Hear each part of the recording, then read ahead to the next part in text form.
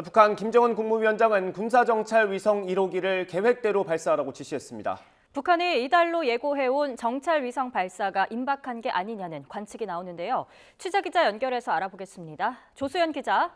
네, 통일외교 안보부입니다. 네, 북한이 위성을 쏘겠다고 예고는 했었는데 이제 준비가 끝났다 이렇게 봐야 됩니까? 네, 북한 매체들은 김정은 국무위원장이 어제 국가우주개발국을 현지 지도했다고 밝혔습니다. 보도에서 언급은 안 됐지만 공개된 사진을 보면 딸 김주애도 동행한 모습이 확인됐습니다.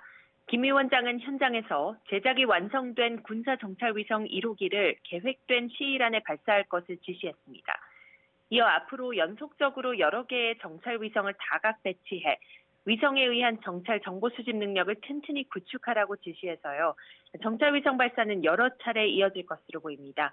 그러면서 군사정찰위성 보유에 대해 절대 포기하거나 바꿀 수 없는 무력 강화의 선결적 과업이고 철저히 국가 주권과 정당 방위권에 속한다고 주장했습니다.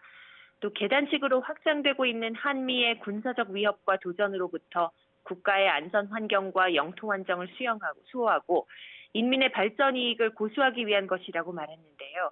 특히 미국이 핵 항공모함과 핵 전략 폭격기를 비롯한 방대한 전략 장비를 한반도와 주변 지역에 전개하며 남한을 침략의 전초기지로 전쟁 화약고로 전변시키고 있다고 주장했습니다.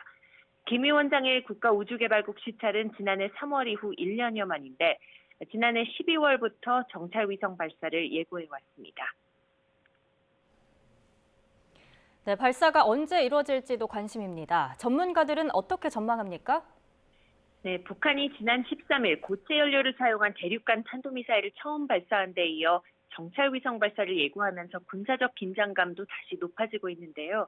일부 전문가들은 날씨나 풍속, 풍향 등 기상 조건만 충족되면 이달 안에 발사가 이루어질 수도 있다고 보고 있습니다. 정치적 효과를 극대화하기 위해 오는 25일 조선인민혁명군 창건일이나 26일 한미 정상회담을 전후로 발사할 가능성이 거론되고 있습니다.